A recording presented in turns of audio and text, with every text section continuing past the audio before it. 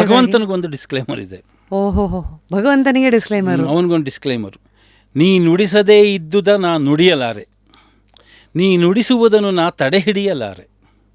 ಎನ್ನ ನುಡಿಮುತ್ತುಗಳ ಪಂಡಿತೋತ್ತಮರು ಒಪ್ಪುವರು ಉಪಾಸಿಸುವರು, ನೀನಂತೂ ಒಪ್ಪಲೇಬೇಕು, ಕಾರಣ ಇದು ನೀನೇ ಕೊಟ್ಟ ವಾಣಿಗಳು, ನೀನೇ ನುಡಿಸಿದ ವಾಣಿಗಳು ಕೃಷ್ಣ ಅಂತ ಹೇಳಿ ನಾನು ಶುರು ಮಾಡ್ತೀನಿ.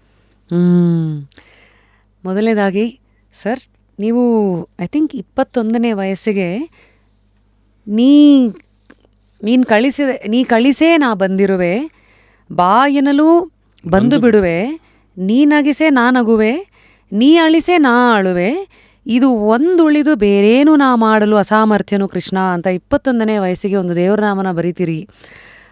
ಅಲ್ಲಿಂದ ಶುರುವಾಗಿರುವ ನಿಮ್ಮ ಈ ಒಂದು ಆಧ್ಯಾತ್ಮಿಕ ಒಂದು ಜರ್ನಿ ಏನಿದೆ, ಬದುಕು, 70ನೇ ವಯಸ್ಸಿಗೆ ಇವತ್ತು ನಮಗೆ ಸಿಕ್ಕಿದ್ದೀರಿ. ಆದರೆ 67ನೇ ವಯಸ್ಸಿಗೆ ಕನ್ನಡದಲ್ಲಿ ಶ್ರೀ ವಿಷ್ಣು ಸಹಸ್ರನಾಮ ಹಾಡು ಗಬ್ಬದ ಶೈಲಿಯಲ್ಲಿ ಸಹಸ್ರನಾಮಗಳ ಅರ್ಥಚಿಂತನೆ ಅಂತ ತಾವು ಬರೆದಿರುವಂಥ ಒಂದು ಪುಸ್ತಕ. ಹಾಗಾಗಿ ಇವತ್ತು ನಮಗೊಂದು ಆಶ್ಚರ್ಯ, ಇದೇನಪ್ಪ ನಮ್ಮ ಸಿನಿಮಾ ಡೈರೆಕ್ಟ್ರು ತರಲೆ ತಮಾಷೆ ಸಮಾಜಕ್ಕೆ ತಿಳಿ ಹೇಳದಂಥ ಒಬ್ಬ ವ್ಯಕ್ತಿ ಇಷ್ಟೊಂದು ಆಧ್ಯಾತ್ಮಿಕ ಚಿಂತನೆಯಲ್ಲಿ ಇಷ್ಟು ಆಳಕ್ಕೆ ಇಳಿದ್ರಾ ಅಂತ. ಅದು ಇವನ್ ನೀವು ನಾನು ಸಿನಿಮಾಗಳನ್ನ ನೋಡಿದ್ರೂ ಅದರಲ್ಲಿ ಆಧ್ಯಾತ್ಮಿಕ ಚಿಂತನೆಗಳು ಯಾವತ್ತೂ ಇತ್ತು. ಅದನ್ನ ಸಿನಿಮಾ ನಾವೇನೋ ಅದನ್ನೇ ನಾವು ಪೋರ್ಟ್ರೇ ಆಗೋದು. ನಾವೇನೇ ಕತೆಗಳು ಮಾಡಿದ್ರೆ ಸಿನಿಮಾ ಮಾಡಿದ್ರೆ ನಮ್ಮದು ಒಳಗಡೆ ಹಿಡನ್ ಏನಿರುತ್ತೋ ಅದು ಆಟೋಮೆಟಿಕ್ಕಾಗಿ ಅದು ಎಕ್ಸಿಬಿಟ್ ಆಗುತ್ತೆ.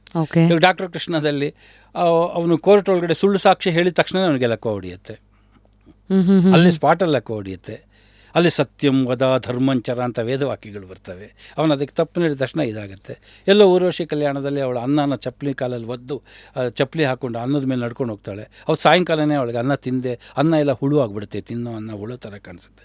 ಈ ಥರ ಆಧ್ಯಾತ್ಮಿಕ ಚಿಂತನೆಗಳು, ಈ ಪಾಪ ಪುಣ್ಯದ ಕಲ್ಪನೆಗಳು, ಇವೆಲ್ಲ ನನಗೆ ನನ್ನ ಸಿನಿಮಾದಲ್ಲಿ ಮೊದಲಿಂದನೂ ಅದು ಮೇಳೈಸ್ಕೊಂಡೇ ಬಂದಿವೆ.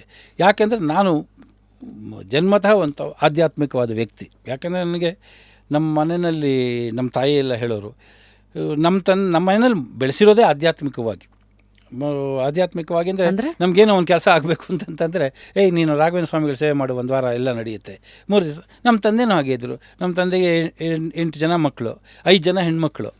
5 ಜನ ಹೆಣ್ಮಕ್ಳಿಗೆ ಮದುವೆ ಮಾಡಬೇಕು. ಆವಾಗಿನ ಹಳೆ ಕಾಲ ಶಾನ್ಭೋಗರು ಅಷ್ಟೇ, ಅವ್ರದ್ದು ಏನು ಆದಾಯ ಇರುತ್ತೆ, ಏನಿರುತ್ತೆ.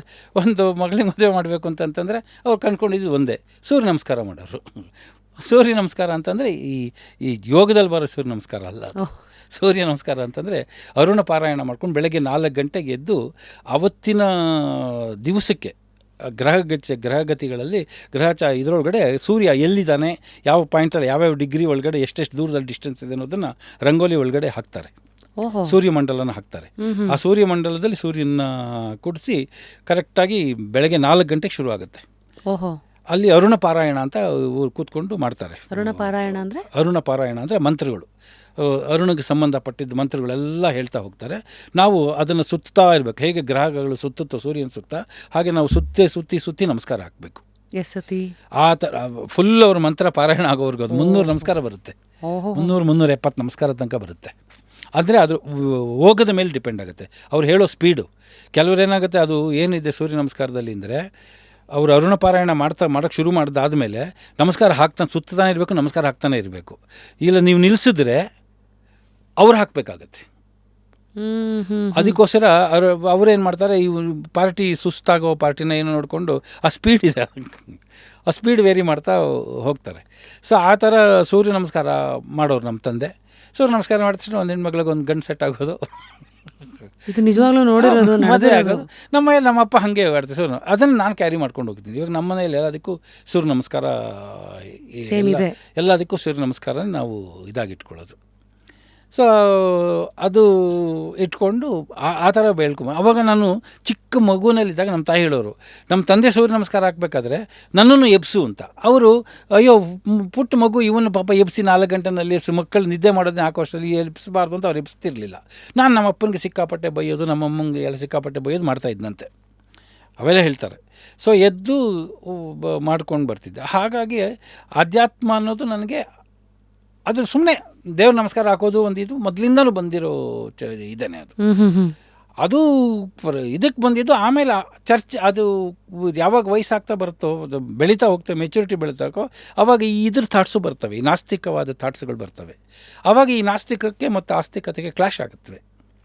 ಆವಾಗ ಅದಕ್ಕೆ ಹೇಳ್ತಾರೆ, before 25 if you are not a communist you are a fool, even after 35 if still you are a communist you are a fool mad ಅಂತ, ಯು ಆರ್ ಮ್ಯಾಡ್ ಅಂತ ಏನೋ ಹೇಳ್ತಾರೆ. ನಿಜವಾದ ಆಟ ಇರೋದೇ 25ರಿಂದ 35 ಮಧ್ಯೆ, ಒಳಗಡೆ ಆ ಜಾಗೃತ ಆಗತ್ತಲ್ಲ, ಅವೇಕನಿಂಗ್ ಅಂತ. ಆವಾಗ ನಡೆಯುತ್ತೆ ಬದುಕು. 35 ವರ್ಷ ಆದಮೇಲೆ ಗೊತ್ತಾಗಬೇಕು. ಯಾವಾಗಲೂ 35 ವರ್ಷ ಆದಮೇಲೆ ಮನುಷ್ಯನಿಗೆ ಕನ್ನಡಿ ಹೀಗೆ ಹೋಗೋದು ಬಿಡಬೇಕು, ಕನ್ನಡಿ ಹೀಗೆ ಹಿಡಿಬೇಕು. ಮನುಷ್ಯನ ಕಲಿಬೇಕಾದ್ರೆ ಮೊದಲನೇ ಪಾಠ 35 ಮೆಚೂರಿಟಿ ಅಂದರೆ ಕನ್ನಡಿ ಹೀಗೆ ಹಿಡಿಯೋ ಬದಲು ಕನ್ನಡಿನ ಹೀಗೆ ತಿರುಗಿಸ್ಕೊಳ್ಳೋದೇ ಮೆಚೂರಿಟಿ. ನಿಮ್ಮ ಕಡೆ ನೋಡ್ಕೊಳ್ಳಿ, ಒಳಗೆ ನೀವು ನೋಡಿ ನಾನು ಏನು ಮಾಡ್ತಾ ಇದ್ದೀನಿ, ನಾನು ಸರಿ, ಬರೀ ಬೇರೆಯವ್ರನ್ನ ಅವನು ಹಂಗೆ ಇವನು ಹಿಂಗೆ ಅಂತ ಹೇಳೋದಕ್ಕಿಂತ ನೀನು ಹೆಂಗೆ ಅಂತ ಕಂಡು ಹಿಡ್ಕೊಳ್ಳೋದಕ್ಕೆ ಶುರು ಮಾಡೋದೇ ಇದೆಲ್ಲ, ಅದು ಆಧ್ಯಾತ್ಮಿಕತೆ. ಸರಿ, ಅದು ಒಳಗಡೆ ಶುರು ಆಯಿತು. ಹೀಗೆ ನಾನು ಮೊದಲಿಂದನೂ ಆಧ್ಯಾತ್ಮಿಕತೆ ಒಳಗಡೆ ಬೆಳ್ಕೊಂಡು ಬಂದಿದ್ದೆ. ರಾಯರ ಸೇವೆ ಮಾಡೋದು, ಅದು ಮಾಡೋದು ಎಲ್ಲ ಮಾಡ್ತಾ ಇದ್ದು ಆವಾಗ ಈ ಇದು ಶುರು ಆಯಿತು. ಎಲ್ಲೋ ಇವಾಗ ನಾವು ಹಳ್ಳಿಗಳಲ್ಲಿ ಹುಟ್ಟಿದವರು, ಎಜುಕೇಷನ್ಗೋಸ್ಕರ ಪಾಪ ನಮ್ಮ ತಂದೆ ಎಲ್ಲೆಲ್ಲಿಗೋ ಕರ್ಕೊಂಡೋಗಿ ಯಾರಾದ್ರೂ ನೆಂಟರು ಮನೆಯಲ್ಲಿ ಬಿಡೋರು, ಅವ್ರ ಮನೇಲಿ ಇದ್ಕೊಂಡು ಓದ್ತಾಯಿದ್ವಿ, ಎಲ್ಲ ಮಾಡ್ತಾಯಿದ್ವಿ. ಅವ್ರು ಯಾವ ದೇವ್ರನ್ನ ಪೂಜೆ ಮಾಡ್ತಾರೋ ಆ ದೇವ್ರನ್ನ ಪೂಜೆ ಮಾಡೋದು. ಈಗ ನಮ್ಮ ಅಕ್ಕನ ಮನೆ ಒಳಗಡೆ ಇರ್ತಾಯಿದ್ವಿ. ನಮ್ಮ ಅಕ್ಕನ ಅತ್ತೆಯವರು ಕಿಟ್ಟಮ್ಮನವರು ಅಂತ, ಅವರು ಶಾಕಾಂಬರಿ, ಬನಶಂಕರಿ, ಇಷ್ಟ ದೇವತಾ, ಕುಲದೇವತಾ, ನರಸಿಂಹ ಅಂತ ಅಂದ್ಬಿಟ್ಟು ಅವ್ರು ಯಾರ್ಯಾರು ದೇವ್ರುಗಳರು, ನಾನು ಇಷ್ಟ ದೇವತಾ, ಕುಲದೇವತಾ, ಶಾಕಾಂಬರಿ, ಬನಶಂಕರಿ ಅಂತ ಎಲ್ಲ ಹೇಳ್ಕೊಂಡು, ಬಟ್ ಅದೆಲ್ಲನೂ ನನ್ನನ್ನು ಕಾಪಾಡಿದೆ, ಎಲ್ಲ ಕಡೆನೂ ಕಾಪಾಡಿದೆ. ನಾನು ಫಸ್ಟ್ ಟೈಮ್ ಕನಕಪುರದಲ್ಲಿ ಹೋಗಿ ಮನೆ ಮಾಡಿದಾಗ, ಕನಕಪುರದ ಒಳಗಡೆ ಹೊಳೆ ಒಳಗಡೆ ಈ ಹುಚ್ಚೊಳೆ ಬರುತ್ತೆ ಅಂತ ಅಂದಾಗ ಮೊದಲೇ ಅನೌನ್ಸ್ ಮಾಡಿರ್ತಾರೆ, ಯಾರು ಈಜಕ್ಕೆ ಹೋಗಬೇಡಿ ಅಂತ. ನನಗೆ ಗೊತ್ತಿರಲಿಲ್ಲ. ಒಂದು ಸಲ ಹೋಗ್ಬಿಟ್ಟಿದೆ. ಫಸ್ಟ್ ಟೈಮ್ ಕನಕಪುರದಲ್ಲಿ ಮನೆ ಮಾಡಿದ್ವಿ ಓದೋಕ್ಕೋಸ್ಕರ. ಯಾವ ವಯಸ್ಸಲ್ಲಿದು? ನಂದು 14 PUC ಓದಬೇಕಾದ್ರೆ. ಓಹೋ, 14, 15, 16 ವಯಸ್ಸು. ಅಲ್ಲಿ ಹೋದಾಗ, ಕನಕಪುರದೊಳಗಡೆ ಹೋದಾಗ ಈ ಹೊಳೆಗೆ ಹೋಗ್ತಿದ್ವಿ, ಅಲ್ಲಿ ಬಿಟ್ಬಿಟ್ಟಿದ್ರು ನೀರು, ಇದಕ್ಕಿದ್ದಾಗ ಹೊಚ್ಚೊಳೆ ಥರ ಬಂತು. ಕೊಚ್ಕೊಂಡೋಗ್ಬಿಟ್ಟೆ. ಅವಾಗ ಅವ್ರ ಕಿಟ್ಟಮ್ಮನವರು ಇನ್ಫ್ಲೂಯೆನ್ಸು, ಶಾಕಾಂಬರಿ, ಬನಶಂಕರಿ, ಇಷ್ಟ ದೇವತೆ, ಕುಲದೇವತೆ ತಗೊಂಬಂದು ಆಟಕ್ಕೆ ಆಗ್ತದೆ. ಬೇರೆ ಕಡೆ ಎಲ್ಲ ತಂದು ಆಗ್ತು. ಸ್ವಿಮ್ಮಿಂಗ್ ಬರ್ತಿತ್ತಲ್ಲ ನನಗೆ, ಸ್ವಿಮ್ಮಿಂಗ್ ಬರ್ತಿದ್ರು ಹೊತ್ಕೊಂಡೋದು ಇದು ಮಾಡ್ಕೊಂಡು ಒಂದು ಕಡೆ ಹಾಕ್ತು. ಸೊ ಮೊದಲಿಂದನೂ ಹಾಗೆ ಇದು ಮಾಡ್ಕೊಂಬಂದು ಆಮೇಲೆ ಮೆಚೂರಿಟಿಗೆ ಇದು ಬಂತು. ಬಟ್ ಆಧ್ಯಾತ್ಮಿಕತೆ ಒಂದು ಇದು ಶುರು ಆಗಿದ್ದು ಆಮೇಲೆ ಥಾಟ್ಸ್ಗಳು ಶುರು ಆಯಿತು. ಆವಾಗ ಈ ಕಮ್ಯುನಿಸಮ್ ಥಾಟ್ಸ್ಗಳೆಲ್ಲ ಅದು ಹೆಂಗೆ, ಅದು ಸುಳ್ಳು, ಇದು ಸುಳ್ಳು ಎಲ್ಲ ಸ್ಟಾರ್ಟ್ ಆಯಿತು. ಅಂದರೆ ಇದು 25 ಒಳಗಿಂದ ನೀವು ಹೇಳಿದ್ದಲ್ಲ. ಅಂದರೆ ನೀವು ಒಂದ್ಸತಿ ನೀರಲ್ಲಿ ಕೊಚ್ಕೊಂಡು ಹೋಗಿ ಈಜ್ಕೊಂಡು ದಡ ಸೇರ್ಕೊಂಡು ಮೇಲೂ ನಿಮಗೆ ವಿಧಿ, ದೇವರು, ದಿಂಡ್ರು, ದೇವರ ಬಗ್ಗೆ ಇದು, ಅದ್ರ ಬಗ್ಗೆ ಅದು ತಿಳ್ಕೋಬೇಕು ಜ್ಞಾನ, ಅದೆಲ್ಲ ಏನೂ ಇರಲಿಲ್ಲ. ಅದನ್ನು ಕೂಡ ನನ್ನ ಲೈಫ್ ಒಳಗಡೆ ನಾನು ಏನೂ ಮಾಡಿಲ್ಲ, ಎಲ್ಲವೂ ದೇವರೇ ಮಾಡಿಸಿರೋದು. ಅಂದರೆ ಅದಕ್ಕೆ ನಾನು ಹೇಳಿದ್ದೆ ಅದನ್ನು, ನೀ ಕಳಿಸೆ ನಾ ಬಂದಿರುವೆ, ಬಾಯಿನಲ್ಲೂ ಬಂದು ಬಿಡುವೆ ಅಂತ. ನನ್ನ ಆಧ್ಯಾತ್ಮಿಕ ಪ್ರಪಂಚ ಹೆಂಗೆ ಶುರು ಆಯ್ತು ಹೇಳ್ತೀನಿ ಕೇಳಿ. ಇದೆಲ್ಲ ಒಂದು ಬಾಲ್ಯದ ಇದು. ನನಗೆ ನಿಜವಾದ ಒಂದು ಹಸು, ಈ ಜ್ಞಾನದ ಹಸು ತಿಳ್ಕೊಳ್ಬೇಕು ಅನ್ನೋದೆಲ್ಲಿ ಶುರು ಆಯಿತು ಅಂತಂತಂದರೆ, ನಾನು ಅಸಾಧ್ಯ ಅಳಿಯ ಅಂತ ಒಂದು ಸಿನಿಮಾ ಮಾಡಿದ್ವಿ. ಅಸಾಧ್ಯ ಅಳಿಯ ಸಿನಿಮಾದಲ್ಲಿ ಅಸಿಸ್ಟೆಂಟ್ ಡೈರೆಕ್ಟ್ರು ನಾನು, ಭಾರ್ಗವ್ ಅವ್ರಿಗೆ ಅಸಿಸ್ಟೆಂಟು ನಾನು. ಇದು ನಾನು ಯಾರ ಹತ್ರ ಎಕ್ಸ್ಚೇಂಜ್ ಮಾಡ್ಕೊಂಡಿಲ್ಲ ಇವೆಲ್ಲ. ಏನಕ್ಕೆ ಅಂದರೆ ಅದು ಅಗತ್ಯ ಇಲ್ಲ ಅಂತ. ನಾನು ಇರೋ ಸಿನಿಮಾವಿಲ್ಲ, ನನ್ನ ಬದುಕು ಆ ಸಿನಿಮಾಗೆ ಸಂಬಂಧಪಟ್ಟಿದ್ದು. ಆಧ್ಯಾತ್ಮಿಕ ನನ್ನ ಸೆಪ್ರೇಟ್ ಬದುಕದು. ಸೊ ಹಾಗಾಗಿ ನಾನು ಅಸಾಧ್ಯ ಅಳಿಯ ಟೈಮ್ ಒಳಗಡೆ ಘಾಟಿ ಸುಬ್ರಹ್ಮಣ್ಯದಲ್ಲಿ ಶೂಟಿಂಗ್ ಮಾಡ್ತಾಯಿದ್ವಿ. ಘಾಟಿ ಸುಬ್ರಹ್ಮಣ್ಯದ ಶೂಟಿಂಗ್ ಮಾಡ್ತಿದ್ದಾಗ ಈ ಮಳೆ, ತುಂಬ ಮಳೆಯಿಂದ ಶೂಟಿಂಗ್ ನಡೀತಾನೆ ಇರಲಿಲ್ಲ. ನಡೀದ ಒಂದು ಕಡೆ ಸುಮ್ಮನೆ ಇರ್ತಿದ್ವಿ, ನಿಂತ್ಕೊಂಡಿರೋದು ಒಂದು ಕಡೆ. ಹಾಗೆ ಘಾಟಿ ಸುಬ್ರಹ್ಮಣ್ಯದಲ್ಲಿ ಇದ್ದಾಗ ಒಬ್ಬ ವ್ಯಕ್ತಿ, ಅನ್ನೋನ್ ವ್ಯಕ್ತಿ, ಅವನು ಟ್ರಾವೆಲರ್ ಆಗಿ ಅಲ್ಲಿಗೆ ಬಂದಿದ್ನ ಅಥವಾ ಅಲ್ಲಿ ದನ ಮೇಯಿಸೋನೋ ಗೊತ್ತಿಲ್ಲ. ಅವನು ಬಂದ ಇದ್ದಕ್ಕಿದ್ದಾಗ, ಅವನು ಯಾಕೆ ಬಂದ ಅನ್ನೋದು ಗೊತ್ತಿಲ್ಲ. ಅವನು ಬಂದು ನನ್ನ ಜೊತೆ ಒಳಗಡೆ ಮಾತಾಡೋಕ್ಕೆ ಶುರು ಮಾಡ್ದ. ನೀನು ದೇವ್ರನ್ನ ನಂಬ್ತೀಯಾ, ಇದು ನಂಬ್ತೀಯಾ, ಆತ್ಮ ಪರಮಾತ್ಮ ಗೊತ್ತಾ ನಿನಗೆ, ಹಂಗೆ ಹಿಂಗೆ ಅಂತ. ಇಲ್ಲಪ್ಪ, ನನಗೆ ಅವೆಲ್ಲ ಹೆಂಗೆ ಗೊತ್ತಿಲ್ಲ, ನಾನು ಸುಮ್ಮನೆ ಬೆಳಗ್ಗೆ ನಮಸ್ಕಾರ ಹಾಕ್ತೀನಿ, ಅದು ಮಾಡ್ತೀನಿ, ಇದು ಮಾಡ್ತೀನಿ ಅಂತ. ನಿನಗೆ ಪರಮಾತ್ಮನ ದರ್ಶನ ಮಾಡೋದನ್ನ ಹೇಳ್ಕೊಡ್ತೀನಿ ಅಂತಂದ. ನಾನು ಪರಮಾತ್ಮನ ದರ್ಶನ ಮಾಡೋದು ಹೆಂಗೆ, ಅದು ಹೆಂಗೆ ಹೇಳ್ಕೊಡ್ತೀನಿ, ನಾನು ಹೇಳೋದು ಎಕ್ಸ್ಪೆರಿಮೆಂಟ್ ಮಾಡೋದು, ನಿನ್ಗೆ ಅವಾಗ ಗೊತ್ತಾಗುತ್ತೆ ಏನು ಅಂತ ಹೇಳ್ದ. ಸರಿ, ಏನು ಹೇಳ್ತಾನೆ, ಒಂದು ಕ್ಯೂರಿಯಾಸಿಟಿ ಆಯಿತು. ಸರಿ ಹೇಳಪ್ಪ ಹೆಂಗಾಯಿತು ಅಂತ ಕೇಳಿ. ಆಮೇಲೆ ಅವನೊಂದು ಇದು ಹೇಳ್ದ, ಏನು ಅಂತಂತಂದರೆ, ನಾವು ಹಳ್ಳಿನಲ್ಲಿದ್ದಿದ್ದು, ನೀನು ಹೇಗಿದ್ರು ಹಳ್ಳಿ ಒಳಗಡೆ ಇರುತ್ತೆ. ಹಳ್ಳಿ ಅಂತಂದರೆ ಸೌಂಡ್ಸಿಂದ ಫ್ರೀ ಇರುತ್ತೆ ರಾತ್ರಿ ಹೊತ್ತು, ಸಿಟಿ ಥರ ಸೌಂಡ್ ಇರಲ್ಲ. ಸೊ ನೀನು ಹಳ್ಳಿ ಒಳಗಡೆ ಇರ್ತೀಯಲ್ಲ, ರಾತ್ರಿ ಇಡೀ ಒಂದು ರೂಮಲ್ಲಿ ಹೋಗು, ರೂಮಲ್ಲಿ ಬಾಗಿಲು ಹಾಕ್ಕೊಂಬಿಡು, ಎಲ್ಲ door close ಮಾಡ್ಕೊಂಬಿಡು, ray of light ಯಾವುದು ಬರ್ಕೂಡ್ದು, ಫುಲ್ಲು ಡಾರ್ಕ್ ಮಾಡ್ಕೊ. ಅದಾದಮೇಲೆ ಸೌಂಡ್ಸು ಇದೆಲ್ಲ ಕ್ಲೋಸ್ ಮಾಡ್ಕೊ, ಕಿವಿಗೆ ಇದು ಇಟ್ಕೊಂಡ್ಬಿಡು, ಕಣ್ಣು ಕ್ಲೋಸ್ ಮಾಡು, ಇದು ಕ್ಲೋಸ್ ಮಾಡು, ಡಾರ್ಕಿಗೆ ಏನೂ ಕಾಣಲ್ಲ. ಒಂದೇ ಒಂದು ಊದಿನ ಕಡ್ಡಿ, ಜಸ್ಟ್ ಎ ಟಿಪ್ ಅಷ್ಟೇ ಕಾಣೋದು. ಆ ಒಂದು ಊದಿನ ಕಡ್ಡಿನ ನಿನಗೆ ಯಾವ ದೇವರು ಇಷ್ಟ ಆದರೆ ಇಷ್ಟ ಇಟ್ಕೊಳ್ದಿರ ಊದ್ಕಡ್ಡಿ ಇಟ್ಕೊ. ಆ ಊದ್ಕಡ್ಡಿ ಇಟ್ಕೊಂಡು ನೀನು ಅದನ್ನು ನೋಡ್ತಾ ಇರು, ಊದ್ಕಡ್ಡಿ ಆರೋವರೆಗೂ ನೋಡು. ನೋಡಿದಾಗ ನಿನಗೆ ಪರಮಾತ್ಮನ ಪರಿಚಯ ಆಗಿಬಿಡುತ್ತೆ ಅಂತ ಹೇಳ್ದ ಅವನು. ದೇವರು ಆತ್ಮನ ಪರಿಚಯ ಆಗುತ್ತೆ, ಪರಮಾತ್ಮನ ಪರಿಚಯ ಆಗುತ್ತೆ ಅಂತ ಹೇಳ್ದ. ಯಾರೋ ಸಂಬಂಧ ಇಲ್ಲದೆ ಇರೋ ಬಂದು ನನಗೆ ಘಾಟಿ ಸುಬ್ರಹ್ಮಣ್ಯದಲ್ಲಿ ಹೇಳಿದ್ದು. ಅದಾದಮೇಲೆ ನಮ್ಮದು ಶೂಟಿಂಗ್ ಶೆಡ್ಯೂಲೆಲ್ಲ ಆಯಿತು, ಜ್ಞಾಪಕ ಇಟ್ಕೊಂಡಿದ್ದೆ. ಶೆಡ್ಯೂಲೆಲ್ಲ ಮುಗಿದ ಮೇಲೆ ನಮ್ಮ ಹೊಸಹಳ್ಳಿ ಒಳಗಡೆ ಹೋಗಿ ಅದನ್ನು, ನಮ್ಮದು ಹೊಸಹಳ್ಳಿ ಅಂತ, ವಿಜಯಪುರದ ಹತ್ರ, ದೇವನಹಳ್ಳಿ ವಿಜಯಪುರ ಮಧ್ಯ. ಸೊ ಹೊಸಹಳ್ಳಿಗೆ ಹೋಗಿ ಹೊಸಹಳ್ಳಿ ಒಳಗಡೆ ಬಾಗಿಲುಗಳೆಲ್ಲ ಹಾಕ್ಕೊಂಡು ಅದನ್ನು ಮಾಡಿದೆ. ಮಾಡಿದಾಗ ಒಂಥರ 3 ದಿವಸ 4 ದಿವಸ ಮಾಡಿದೆ. 4ನೇ ದಿವಸ ಭಯಕ್ಕೆ ಬಿದ್ದುಬಿಟ್ಟು ಓಡಿ ಬಂದ್ಬಿಟ್ಟೆ. ಯಾಕೆಂದರೆ ಬಾಡಿನೇ ಲಿಫ್ಟ್ ಆಗೋ ಲೆವೆಲ್ಗೆಲ್ಲ ಅನುಭವ ಆಗಿಬಿಡುತ್ತೆ. ನಿಜವಾಗ್ಲೂ ಬಾಡಿನೇ ಎಲ್ಲ ಲಿಫ್ಟ್ ಆಗ್ಬಿಡುತ್ತೆ. ಏನಕ್ಕೆಂದರೆ ಇಲ್ಲಿ ಏನಾಗಿದೆ, ಈಗ ನಾನು ಅಂತಂತಂದರೆ ನಾವು ಎಲ್ಲ ಆವರಣಗಳನ್ನ ಇಟ್ಕೊಂಡಿದ್ದೀವಿ. ಈಗ ನಾನು ಅಂತ ನಂದು ಇದು, ನನ್ನ ಸುತ್ತಮುತ್ತ ಇರೋ ಆವರಣಗಳು, ಅಲ್ಲಿಂದ ಆಚೆಗೆ ನನ್ನ ರಿಲೇಷನ್ನು, ನನ್ನ ಹಳ್ಳಿ, ನನ್ನ ಇದು. ನಿಮ್ಮ ಅಡ್ರೆಸ್ ಬರೀತೀರಲ್ಲ, ನೀವು ಅಡ್ರೆಸ್ನ ಉಲ್ಟಾ ಮಾಡ್ಕೊಳ್ಳಿ. ಉಲ್ಟಾ ಮಾಡ್ಕೊಳ್ಳೋದೇ ನೀವು ಒಳಗಡೆ ಇಳಿಯೋದು. ಫಸ್ಟ್ ಇಂಡಿಯಾ,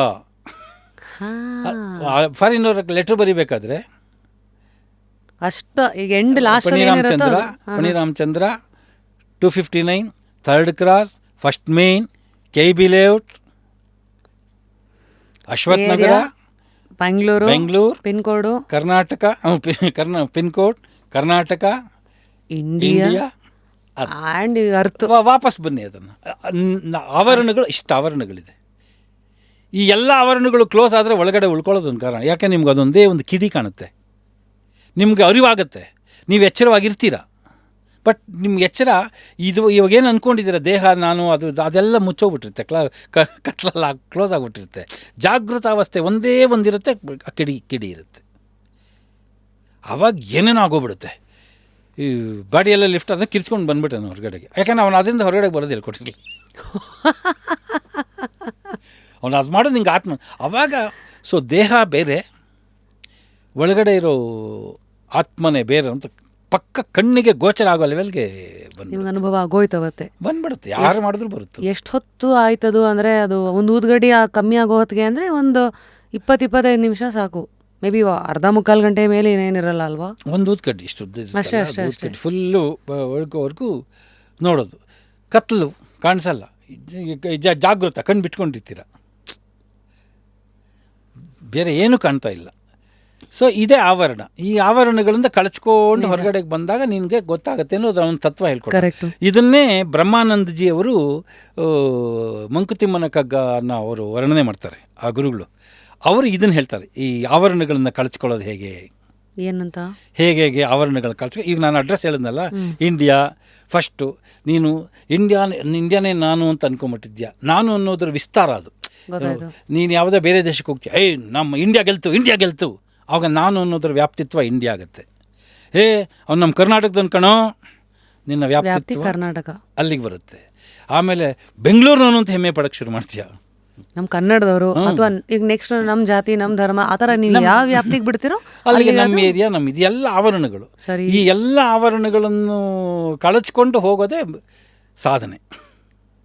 ಅದಕ್ಕೆ ನಾವು ಇಲ್ಲಿ ಬಂದಿರೋದು. ಅದನ್ನು ಸಾಧನೆ ಮಾಡಬೇಕು. ಇದು ಅವನ ಪರಿಚಯ ಆಗಬೇಕು.